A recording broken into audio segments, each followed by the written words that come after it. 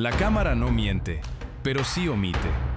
Te muestra el set perfectamente iluminado, la sonrisa ensayada, el personaje que durante años entró a tu sala sin pedir permiso. Lo que no te muestra es lo que pasa cuando se apagan los focos, cuando el maquillaje ya no cubre nada, cuando lo que queda debajo sale a la superficie y ya no hay guión que lo tape. Hay algo en estos casos que la prensa cubre a medias. Los titulares aparecen un día, 2 días, y después la noticia desaparece porque llegó otra más grande, o porque alguien con poder suficiente hizo unas llamadas, y la mayoría de la gente nunca supo cómo terminó la historia. ¿Qué pasó realmente? ¿Qué hay detrás de lo que los medios contaron a cuentagotas, entre notas de prensa y comunicados cuidadosamente redactados? Hoy vamos a cerrar esos huecos, caso por caso, con los datos que importan, sin suavizar nada y sin proteger a nadie por el canal que los lanzó o el apellido que durante años los blindó. Hay un caso en este video que va a generarte una pregunta que vas a seguir haciéndote días después de haberlo terminado. Un actor que millones de mexicanos vieron en pantalla interpretando a uno de los músicos más queridos en toda la historia del país. Un hombre que le daba voz, cara y cuerpo al ídolo que tu generación amó. Y ese actor hoy enfrenta la posibilidad de no volver a salir de una celda en lo que le queda de vida. La pregunta no es qué hizo. La pregunta es si alguien lo vio venir. ¿Y por qué, si alguien lo sabía, nadie dijo nada a tiempo? Ese caso lo guardamos para el final, porque lo que viene antes también va a sorprenderte. Si llevas años viendo a esta gente en televisión y sientes que algo nunca te lo contaron completo, este canal existe para ti. Suscríbete ahora. Dale like antes de que empiece. Activa la campanita, porque lo que viene en este video y en los que siguen va a ser igual de incómodo que lo que estás a punto de escuchar. Arrancamos. Alberto del Río. Para millones de mexicanos, ese nombre significó durante años una sola cosa: orgullo. Alberto Rodríguez Chávez llegó a la WWE y llegó lejos. Campeón, cara conocida en todo el mundo. El luchador mexicano que más alto subió en la empresa más grande del planeta. Cada vez que volvía a México, la gente lo recibía como a un héroe. Pero hay una pregunta que muy poca gente se hizo mientras eso ocurría. ¿Qué pasaba cuando no había cámara? La respuesta empezó a asomar hace poco más de un año, en plena transmisión en vivo de Venga la Alegría en TV Azteca. Alberto del Río golpeó a King Vikingo frente al público del estudio, frente a las cámaras, frente a miles de personas que lo veían desde sus casas. El golpe fue real, no fue parte del show, y la reacción del equipo de producción lo dejó claro.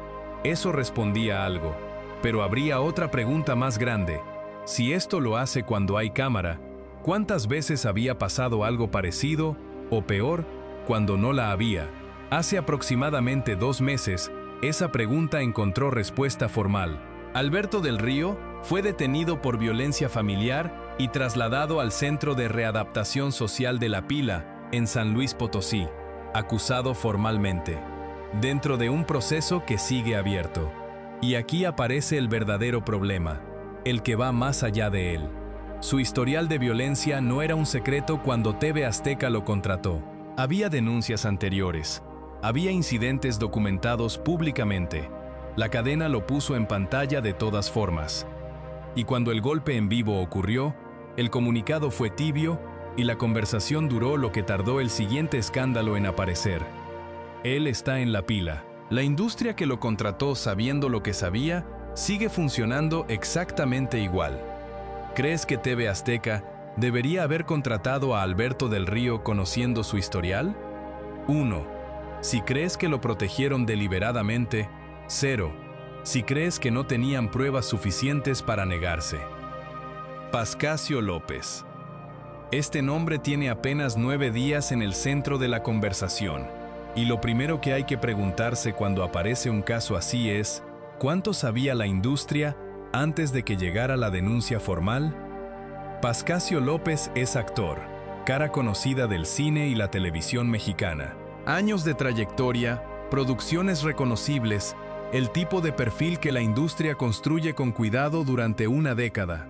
El 11 de junio de 2026, la actriz estadounidense Sarah Nichols presentó una denuncia formal por violación en su contra. La denuncia derivó en su detención inmediata. El proceso está en sus primeras semanas. Pero la pregunta que importa no es solo qué pasó, es lo que ocurrió después en el mundo que rodeaba a Pascasio López. Silencio casi total de los colegas que normalmente salen a opinar de cualquier cosa. Ninguna declaración pública de las productoras con las que trabajó. Ningún comunicado de las cadenas donde apareció. El tipo de silencio que en México significa que muchas personas están calculando cuánto les cuesta tomar partido antes de saber cómo va a terminar el proceso. Y eso responde algo sobre cómo funciona el sistema. La solidaridad con las víctimas aparece cuando hay veredicto. Antes, la mayoría espera, pero lo que no espera es la pantalla. La cara de Pascasio López sigue apareciendo en producciones que continúan transmitiéndose, porque retirar contenido ya producido implica decisiones económicas que nadie quiere tomar antes de que un tribunal hable. Y mientras esas decisiones se posponen, alguien que presentó una denuncia formal por violación ve la cara de su agresor en televisión cada vez que enciende la pantalla. ¿Es esa la respuesta que el sistema tiene para ella? Por lo que hemos visto hasta ahora, parece que sí. ¿Crees que las televisoras deberían retirar de inmediato el contenido de actores detenidos por delitos graves o esperar a la condena? Cuéntame abajo. Chuponcito. José Alberto Flores. Ese es su nombre real. Pero lo que importa aquí no es el nombre, es la imagen, el payaso de colores, la voz, las apariciones en programas familiares durante años, la figura que los padres mexicanos dejaban entrar a su sala sin pensarlo dos veces, porque era sinónimo de entretenimiento seguro para sus hijos. ¿Cómo destruyes una imagen así? ¿Qué tiene que ocurrir para que algo tan sólido se rompa? En 2020, empezaron a llegar las respuestas. Varias mujeres comenzaron a denunciar públicamente a Chuponcito por acoso y abuso sexual. Las denuncias eran específicas, nombres, fechas, situaciones concretas. Y no fue una voz aislada. Fueron varias, en momentos distintos, con relatos que compartían demasiados detalles para descartarse como coincidencia. La investigación se abrió. Y aquí viene la parte que más incomoda. El proceso no llegó a condena. Chuponcito no fue detenido. No hubo sentencia. Siguió libre. Entonces, ¿por qué está en este video? Porque lo que ocurrió después de las denuncias reveló algo sobre el sistema que merece decirse. La televisión lo borró de la pantalla. Las marcas dejaron de contratarlo. Los eventos infantiles cerraron la puerta. Su carrera desapareció sin que ningún tribunal lo ordenara, porque el peso de las denuncias fue suficiente para que la industria se moviera antes de que la justicia lo hiciera. Pero eso abre la pregunta que más duele. Si la industria pudo moverse así de rápido cuando las denuncias llegaron a los medios, ¿por qué no se movió antes? Chuponcito llevaba décadas en el circuito del entretenimiento familiar. No llegó ahí en 2019. Llevaba años con acceso constante al tipo de contextos donde las denuncias dicen que ocurrió lo que ocurrió. La única respuesta honesta es que nadie preguntó, porque mientras el show funcionaba, nadie tenía incentivo para hacerlo. Chuponcito está libre, su carrera está destruida, y las mujeres que denunciaron siguen esperando una sentencia que probablemente nunca llegue.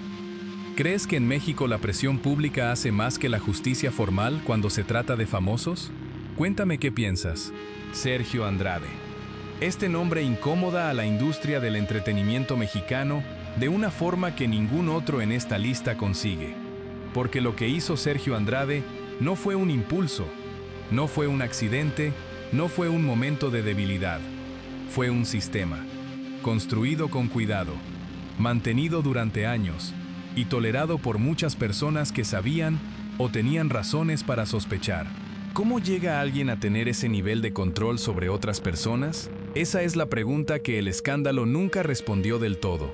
Sergio Andrade fue el productor musical más poderoso del pop mexicano de los 90, el hombre detrás de Gloria Trevi, detrás de varios de los éxitos que tu generación todavía recuerda de memoria. En ese México, si Andrade creía en ti, Tenías carrera. Si te ignoraba, no existías. Y usó ese poder de una forma muy específica. Se acercaba a familias con hijas jóvenes que querían cantar. Prometía carreras. Firmaba contratos. Les daba a los padres la sensación de que sus hijas estaban en las mejores manos posibles. Y después, poco a poco, las aislaba. Las separaba de sus familias. Controlaba qué comían, dónde dormían, con quién hablaban. Construía una dependencia total que hacía muy difícil salir y casi imposible pedir ayuda. La respuesta a cómo alguien llega a ese nivel de control es esta: porque el entorno se lo permitió. Porque los sellos discográficos que trabajaban con él miraron para otro lado. Porque las televisoras que ponían a Gloria Trevi en pantalla no preguntaron lo suficiente. Porque el poder que tenía dentro de la industria hacía que preguntar fuera incómodo para quienes dependían de él económicamente. Cuando las denuncias llegaron, Andrade huyó con Gloria Trevi y con Mary Boquitas. Más de un año moviéndose por América Latina. Los encontraron en Río de Janeiro el 13 de enero del año 2000. Fue condenado a 7 años y 10 meses por violación agravada y corrupción de menores. Cumplió la condena. Está libre. Pero lo que más duele de este caso no es la condena. Es lo que desapareció en cuanto el foco mediático se centró en Gloria Trevi. Las chicas que pasaron por ese sistema y que no eran la estrella famosa, las que no tenían nombre ni carrera que defender, desaparecieron de la cobertura casi tan rápido como aparecieron. Sus historias quedaron enterradas. Y esa es una deuda que ninguna sentencia saldó. ¿Crees que la condena de Sergio Andrade fue suficiente para la escala de lo que hizo? Comenta 1 si fue justa, o 2 si fue insuficiente. Luis de Llano. Hay nombres que el entretenimiento mexicano protege con especial cuidado. Luis de Llano Macedo es uno de ellos. Lanzó a Timbiriche. Produjo a Paulina Rubio de adolescente, a Sasha, a Eric Rubin.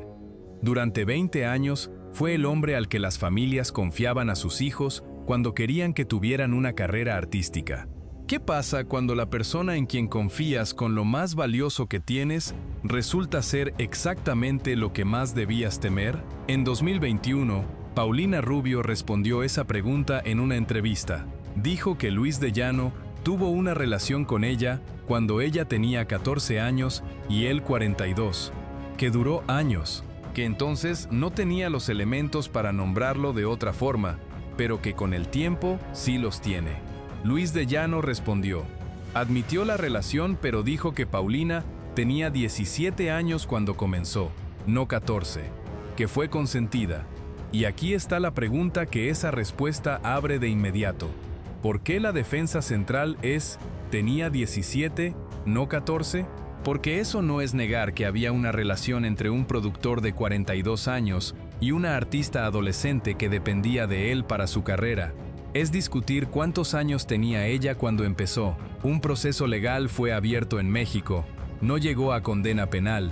Luis de Llano nunca fue detenido. Sigue libre. Pero lo que sí ocurrió es que el mecanismo quedó expuesto. No solo en su caso. En toda la industria. Productores con poder absoluto. Menores que dependían de ellos para existir profesionalmente. Familias que confiaban en ellos porque eran la puerta a todo lo que sus hijos querían. Una estructura donde decir que no significaba perderlo todo, y donde denunciar era impensable porque el que tenías enfrente era el mismo que controlaba tu futuro. Esa estructura no la creó Luis de Llano, la heredó, la usó, y la dejó intacta para el siguiente. ¿Crees que algo cambió de verdad en la industria del entretenimiento mexicano después de que Paulina habló? ¿O crees que el sistema sigue igual con nombres distintos? Escríbeme tu respuesta abajo. ¿Te leo? Héctor Parra.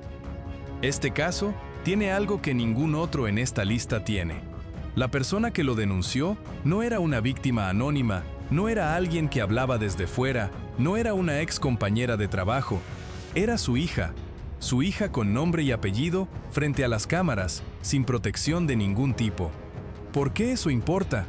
Porque acusar a tu propio padre en México, públicamente, frente a una industria que lo conoce y te conoce a ti desde que eras niña, Es una de las cosas más difíciles que alguien puede hacer, y entender eso es entender lo que está detrás de este caso. Héctor Parra fue actor de Televisa durante décadas, galán de telenovela, una carrera construida con paciencia, sin grandes escándalos previos, con el tipo de perfil que nadie señalaría en una lista de sospechosos. En 2021, su hija Alexa Parra lo denunció por abuso sexual. Habló de situaciones ocurridas cuando era menor de edad, de años de silencio, de una decisión que tardó mucho en llegar pero que cuando llegó, no admitía vuelta atrás. Y entonces ocurrió algo que revela mucho sobre cómo funciona la prensa de espectáculos en México. Antes de que el proceso judicial avanzara, antes de que hubiera veredicto, parte de los medios construyó una narrativa paralela, que la madre de Alexa, Ginny Hoffman, estaba instrumentalizando a su hija, que detrás de la denuncia había un conflicto familiar con otra agenda. La pregunta que eso generó es la más reveladora de todas. ¿Por qué el primer instinto de parte de la prensa, cuando una hija denuncia a su padre famoso, es buscarle a ella la motivación oculta? La respuesta, en este caso, la dio el tribunal. En 2022, Héctor Parra fue condenado a 10 años y 6 meses de prisión por abuso sexual equiparado. Alexa tenía razón. El tribunal lo confirmó.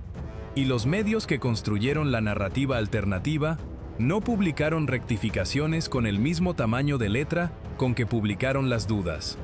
Él está cumpliendo esa condena. Su hija lo puso ahí. Y ese precio, el de denunciar, de aguantar, de no ceder cuando todo el sistema te empuja a callarte, lo pagó ella, no el tribunal, no la prensa, ella. ¿Crees que la prensa mexicana de espectáculos trató a Alexa Parra con la seriedad que merecía o fue más cruel con ella que con el acusado? Cuéntame qué recuerdas de esa cobertura. Pablo Lyle. 4 segundos. Eso es exactamente lo que duró el momento que destruyó 20 años de carrera. 4 segundos grabados en una cámara de seguridad en Miami que vieron millones de personas y que ninguna campaña de relaciones públicas pudo reencuadrar. ¿Cómo es posible que 4 segundos sean suficientes para acabar con todo? Abril de 2019. Un altercado de tráfico en Miami. Juan Ricardo Hernández, 63 años, bajó de su coche y se acercó al vehículo donde viajaba el actor. Pablo Lyle bajó del suyo. Lo golpeó en la cara. Hernández cayó al suelo. 4 días después, murió de un traumatismo cráneoencefálico.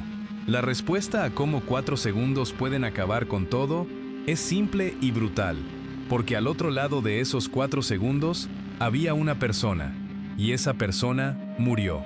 Lo que vino después fue un proceso de 3 años en Estados Unidos, restricciones de salida del país, sin poder regresar a México, sin poder trabajar normalmente. Una carrera que en ese momento estaba en su punto más alto, con proyectos en Telemundo y producciones internacionales, paralizada de golpe. Y aquí aparece el verdadero problema con la narrativa que rodeó a Pablo Lyle en México durante ese proceso. Una parte importante del público lo defendió con una intensidad que resultó llamativa. Era un accidente, no hubo intención. Es buen padre, buen hombre. Como si la intención de matar fuera el único criterio moral relevante cuando alguien muere a consecuencia de tu golpe. En 2022, el jurado lo declaró culpable de homicidio involuntario. 5 años de prisión. Está en Florida. Sale estimado antes de que termine 2026. ¿Fue justo? Esa pregunta depende de qué lado de esos 4 segundos estás mirando. Desde el lado de Pablo Lyle, un impulso, sin premeditación, con consecuencias que nadie calculó. Desde el lado de Juan Ricardo Hernández, tenía 63 años. Tenía familia, tenía planes para el día siguiente y ya no los tiene. ¿Crees que 5 años fue una condena justa para Pablo Lyle? Comenta 1, si fue justa, DOEs, si fue excesiva, 3, si fue insuficiente. Genaro García Luna. Este es el caso más grande, el que tiene más implicaciones y el que requiere un momento de silencio antes de empezar, porque lo que vamos a decir todavía cuesta procesarlo aunque haya años de distancia. La pregunta central de este caso Es una que muchos mexicanos se hicieron cuando el juicio empezó y que muy pocos se atrevieron a formular en voz alta. ¿Es posible que el hombre a cargo de la guerra contra el narcotráfico estuviera trabajando para el narco al mismo tiempo? Genaro García Luna fue secretario de Seguridad Pública de México durante el gobierno de Felipe Calderón. 6 años, de 2006 a 2012. 6 años en los que fue el hombre más poderoso del aparato de seguridad del Estado mexicano, el responsable institucional de la estrategia federal contra el narcotráfico, el funcionario que aparecía en las conferencias de prensa anunciando decomisos históricos, que presentaba a capos detenidos frente a las cámaras, que ponía cara y cifras a una guerra que el gobierno de Calderón usó como eje central de su narrativa política durante todo su sexenio. Mientras hacía todo eso, y esto es lo que determinó un tribunal federal de Estados Unidos, después de un juicio largo y con abundante evidencia, recibía millones de dólares del cártel de Sinaloa para proteger sus operaciones. Déjate un segundo para que eso aterrice. El hombre que dirigía la guerra contra el narcotráfico en México, el que firmaba los operativos, el que decidía dónde se ponían los retenes, qué rutas se vigilaban, qué información llegaba a quién y qué información se filtraba hacia dónde. Ese hombre estaba en la nómina del cártel al que supuestamente combatía, no como un contacto periférico que recibía una comisión ocasional, como un activo protegido y pagado sistemáticamente con pagos que el juicio documentó en cantidades que cualquiera que las escucha tarda en asimilar. En febrero de 2023, un jurado federal de Nueva York lo declaró culpable de los 5 cargos que enfrentaba: tráfico de cocaína, conspiración con el crimen organizado y otros delitos relacionados. El año pasado fue condenado a más de 38 años de prisión. Está en un centro de detención federal en Estados Unidos. El juicio reveló, entre otras cosas, que el cártel de Sinaloa llegó a pagarle a García Luna decenas de millones de dólares en efectivo, entregados físicamente en maletines y cajas en distintos puntos, que la estructura de seguridad que él construyó durante su mandato tenía infiltraciones planificadas que beneficiaban directamente al cártel, que las rutas que el gobierno decía combatir eran en algunos casos las mismas que su propio secretario de Seguridad estaba protegiendo.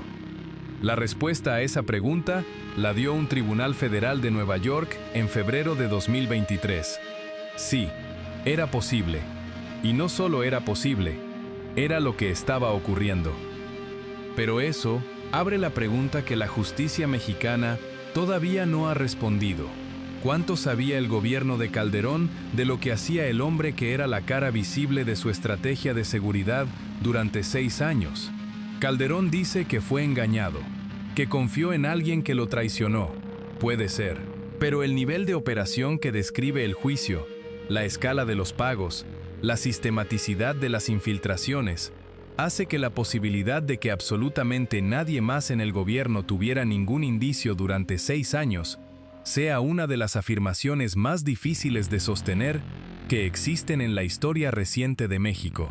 Esa pregunta sigue abierta, y la justicia mexicana no ha mostrado el mismo interés que la estadounidense en buscarle respuesta. ¿Crees que Felipe Calderón sabía lo que hacía García Luna? ¿O crees que fue genuinamente engañado durante 6 años? Deja tu respuesta abajo, te leo. Inés Gómez Montt está en algún lugar del mundo ahora mismo. Ficha roja de Interpol en 190 países. 4 órdenes de aprehensión activas en México. Y nadie sabe con certeza dónde está. La pregunta que este caso plantea desde el primer momento es la más incómoda de todas. ¿Cómo desaparece alguien así? Inés Gómez Montt fue durante más de una década una de las conductoras más visibles de TV Azteca. Ventaneando. Alfombras rojas. Una cara que México reconocía de forma automática como parte del paisaje mediático del país. En agosto de 2021, la Fiscalía emitió órdenes de aprehensión en su contra y contra su esposo, Víctor Álvarez Puga. La acusación: participar en un esquema para desviar casi 3,000 millones de pesos de la Secretaría de Gobernación, dinero destinado a construir y mejorar cárceles federales en México. las mismas prisiones donde están hoy algunas de las personas que hemos visto en este video. Desaparecido. Y entonces Inés Gómez Montt desapareció también. La respuesta a cómo desaparece alguien así es la que nadie quiere decir directamente, con recursos y con contactos, los dos juntos. Porque esconderse de Interpol durante 5 años no es algo que se logra solo con dinero, aunque el dinero ayuda enormemente.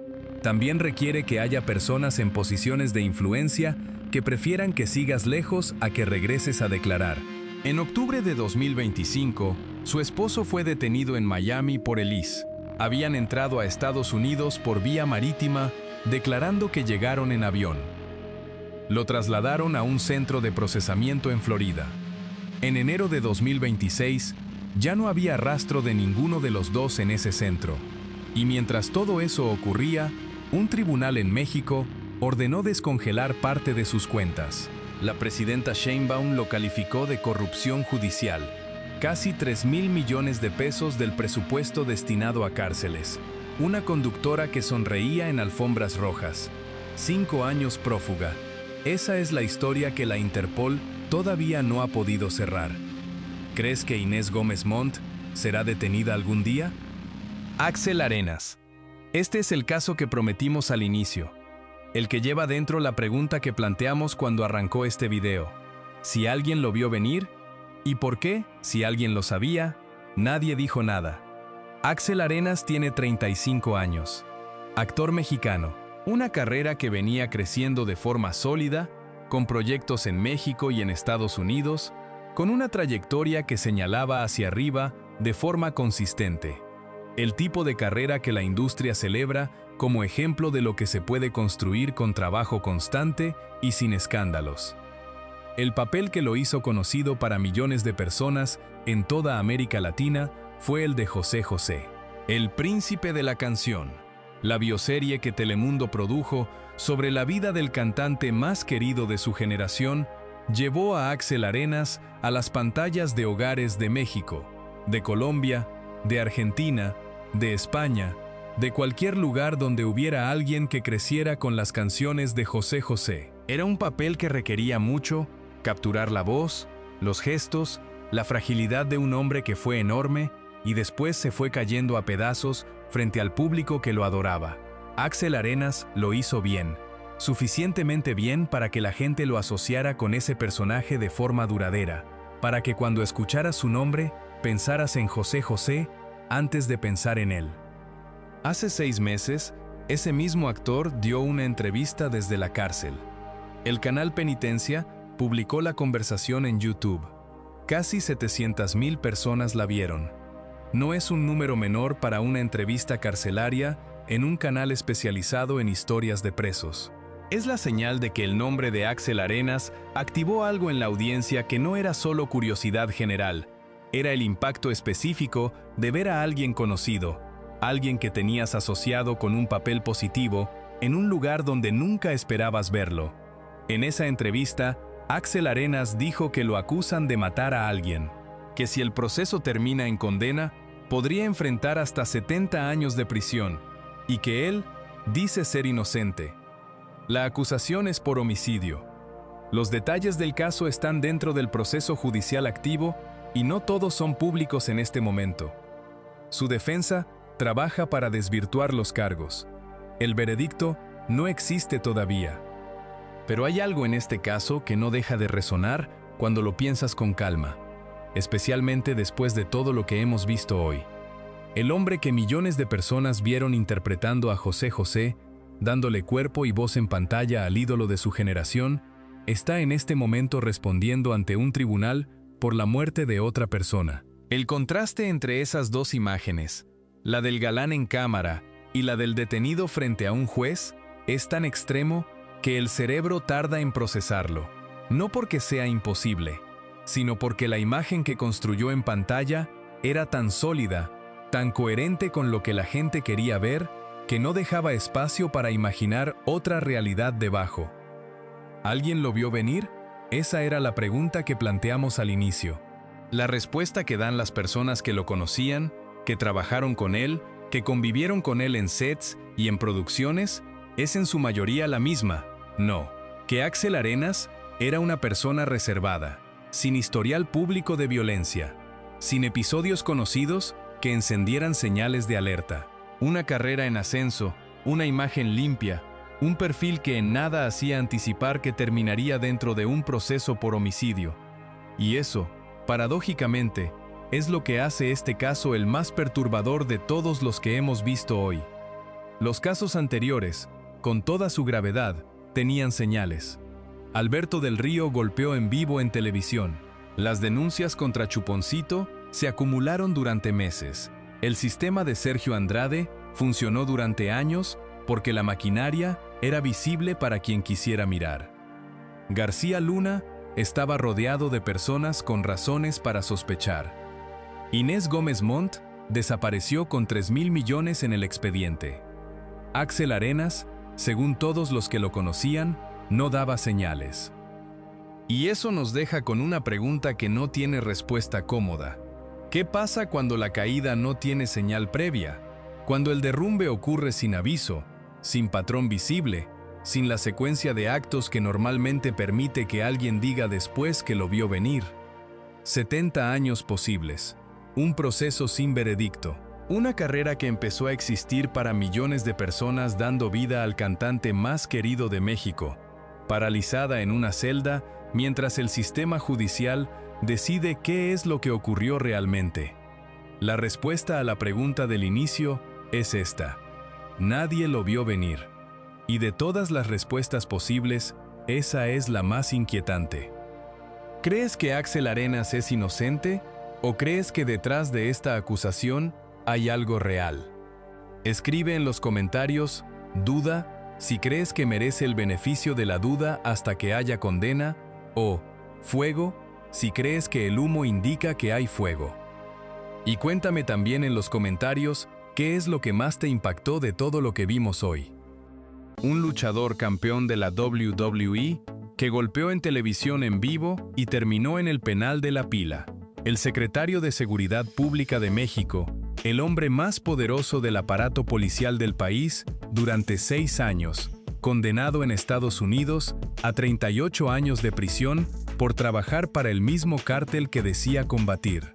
Y un actor que millones de personas vieron interpretar a José José, que hoy responde por homicidio desde una celda con 70 años posibles encima. Lo que une todos estos casos no es la gravedad del delito ni el perfil del famoso. Lo que los une es algo más simple y más difícil de aceptar: que la fama en México construye un escudo que durante años protege a las personas dentro de él de preguntas que cualquier ciudadano ordinario habría tenido que responder mucho antes. Ese escudo no es invisible. Está hecho de contratos, de silencio institucional, de medios que calculan el costo de cada historia antes de decidir si la publican. El sistema que los puso en pantalla los protegió mientras eran útiles. Y cuando dejaron de serlo, o cuando la presión fue demasiado grande para ignorar, el mismo sistema miró para otro lado y dejó que el proceso judicial corriera solo, sin asumir ninguna responsabilidad propia, sin hacer las preguntas que tenía que haber hecho años antes. Si sientes que estos casos merecen ser contados sin suavizar nada y sin proteger a nadie por el contrato que firmó, suscríbete ahora, porque hay más nombres. Muchos más.